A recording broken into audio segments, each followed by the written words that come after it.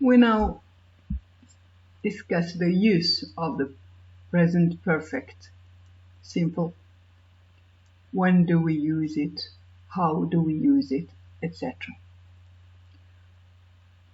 We said before that we use it to talk about actions which are complete, which have ended, and they are complete, and there is no connection between these actions and past and present time. Like in this other example, he has written 20 poems. Here in this sentence, it's not like when I say he wrote 20 poems. When I say he wrote 20 poems, I am more interested to know when. So I need a time expression. It's the simple past. But here, when I say he has written 20 poems, I'm not concerned with when, the date, the time, when he wrote the 20 poems.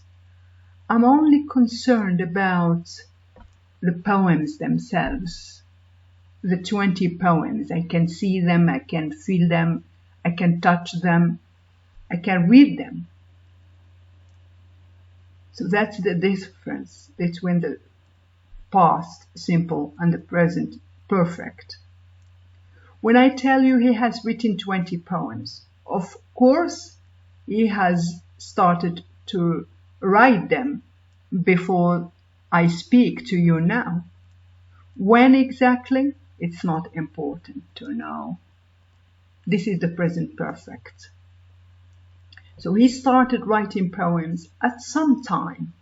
Some time means a time in the past, which is indefinite, not specific.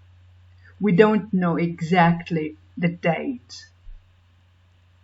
So far, he has written 20 poems, and that's all. This is the whole story. The whole story is about the 20 poems that he has written.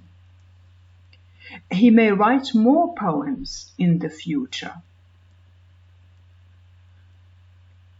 We don't know.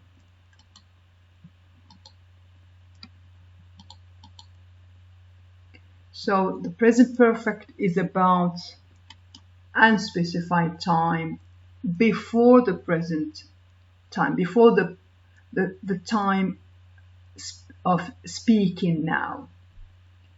So we use the present perfect for actions that happened at an unspecified time, means indefinite time.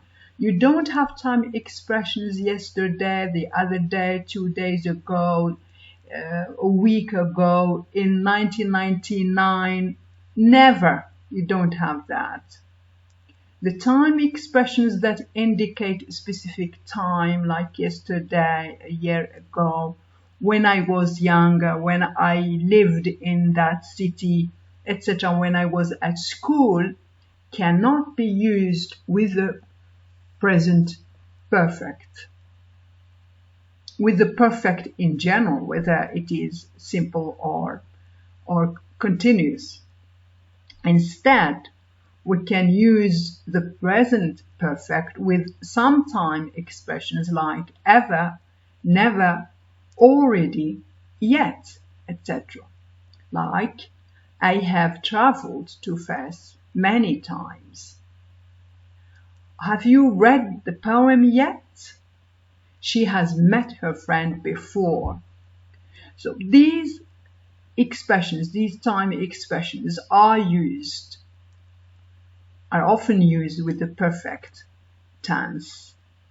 And when you see them, you think easily that it's going to be the perfect. Like in the first example, I have traveled to Fez many times. Do I tell you when? No. Do I give you a date? No. When was that? I'm not interested in that. I'm interested only in giving you in giving you information about the times that I traveled to Fez. Same thing about here. Have you read the poem yet? Alright, it's the same story. I'm not interested to know when, the date, the time. No, I'm interested only if you have read it, if you have completed the act of reading. She has met her friend before. Here before, be careful because sometimes it is used even in the past. But here the simple past. But here I have the present perfect here, and it doesn't indicate to me that it is a past simple. It shows to me that just I am not interested exactly about when or what time was it, or just before. It's vague, isn't it?